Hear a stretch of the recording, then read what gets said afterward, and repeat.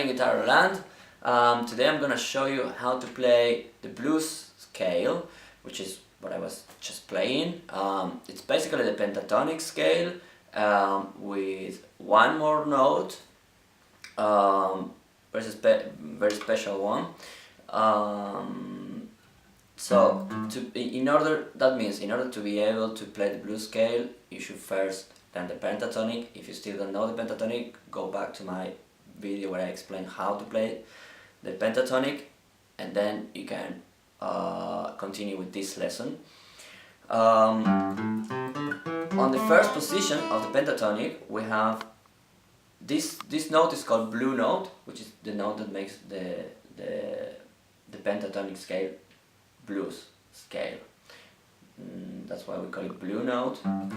On the first position we have the blue note here. That means fret number 6 on the A string, okay? And then we will have it once again one octave higher right here, so on the B string, fret number 4th. That means the whole blues scale on the first position goes, okay? As you can see, now with this note, it's like we add more color to the pentatonic sounds, even better. Next position, we find on the next position we find the blue note right here once again, but now we will be playing like this, and then one octave higher right here on the G string, fret number 8. Okay, so we get that blues scale on second position. On the third position, we will find the blue note on fret number 11, right here, then the G string on fret number 8, and then once again up here on fret number 11.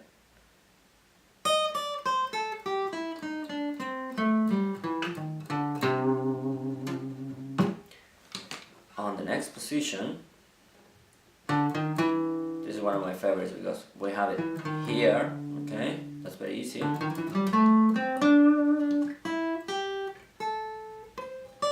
And then up here the same. Remember, if you watch my previous lesson, I explained that we will always have the same on both E strings.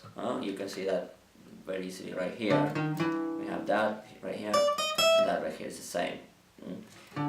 So we have the blue note here on fret number 11, once again here on fret number 13, and of course here once again.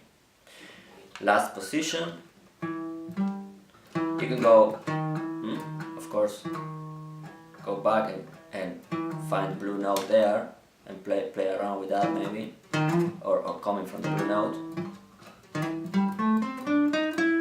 We have it here on fret number 13 and here on fret number 16.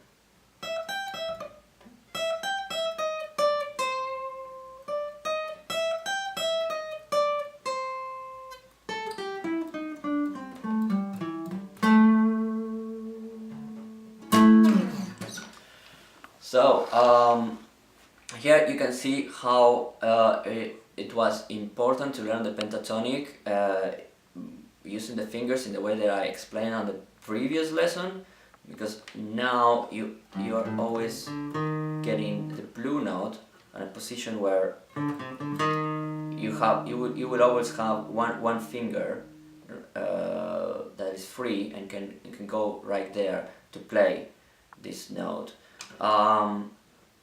it's always the same note, of course, that we find it in different octaves or different places on the fretboard. It's between the 4th and the 5th note of the scale. Okay, if you study something about the pentatonic, you will realize that we are playing. This is the tonic of the scale. This is the 3rd, the 4th, and the 5th. Okay, and then we have the 7th, and then the octave. But so we have these 5 notes on the pentatonic, and the blue note is always between the 4th and the 5th, right here. That for a little bit of theory, so that you more or less know what you're playing. Then you can do this kind of things.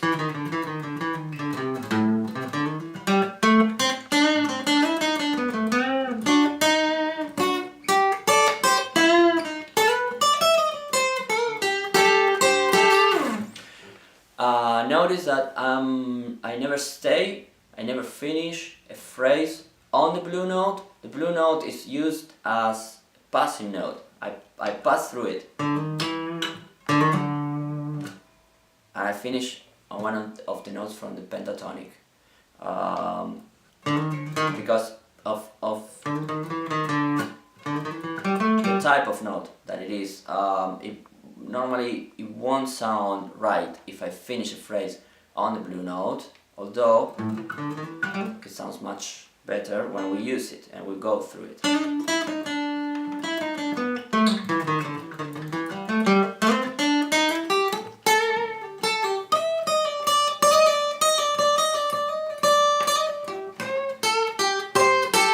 So you can do all kinds of licks, like I show you. But noticed for each one of these licks that I've been playing, I never finish a phrase on the blue note. I just go through it or go to it and then go back, like when I do or something like that.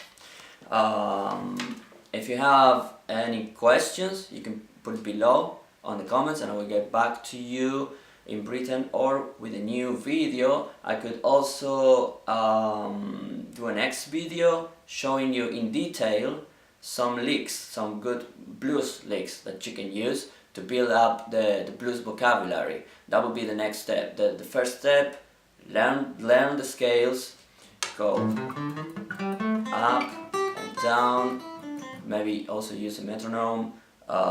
Make sure you can improvise a beat, record a blues bass and play along with it.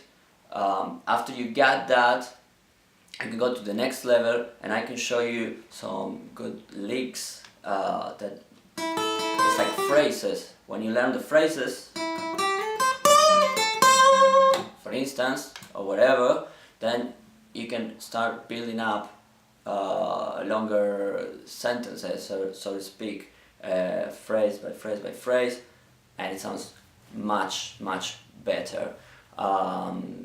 And any other questions, feel free to put it in the comments. I hope that this was very useful to you, and if it was, well, please give a thumbs up. See you in the next one.